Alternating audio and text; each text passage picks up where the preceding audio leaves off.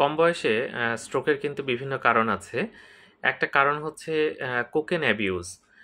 আমাদের দেশে যদিও কোকেন সেভাবে ইউজ করা হয় না এবং কোকেন অ্যাবিউজ থেকে স্ট্রোকের ঘটনার রোগী যে আমরা খুব বেশি পাই বা দেখা যায় সেরকম না। তবে এটা কিন্তু বিভিন্ন দেশে কমন এবং কোকেন খেলে কিন্তু স্ট্রোক হতে পারে। কোকেনে যে স্ট্রোক হয় সেটা ইসকেমিক স্ট্রোক হতে পারে, হেমোরেজিক স্ট্রোক হতে পারে এবং সাবঅ্যারাকনয়েড হেমোরেজ ৩ টাই কিন্তু হতে পারে। এবং আমরা জানি যে স্ট্রোকের কিন্তু বিভিন্ন আ সমস্যা হয় বা জটিলতা হয়। অনেকে কিন্তু মৃত্যুবরণ করে, অনেকে পঙ্গুত্ব বরণ করে। তো যাই হোক নেশা জাতীয় ওষুধ খাওয়া যাবে না। আমাদের দেশে যেটা হয় ইয়াবা অনেকে গ্রহণ করে, তাদের মধ্যে কিন্তু স্ট্রোক হওয়ার চান্স অনেক বেশি থাকে। তো এটা কখনোই গ্রহণ করা যাবে না। এটা ধর্মেও নিষেধ। এই ধরনের নেশা জাতীয় দ্রব্য থেকে আমাদের অবশ্যই দূরে থাকতে হবে। তো যাই হোক যদি স্ট্রোক করে দ্রুত হাসপাতালে যাবেন অথবা নিউরোলজিস্ট দেখাবেন। তাতে কিন্তু আপনার জটিলতা বা অনেক কিছু খারাপ কিছু হওয়ার সম্ভাবনা অনেকটাই কমে যাবে। ধন্যবাদ সবাইকে।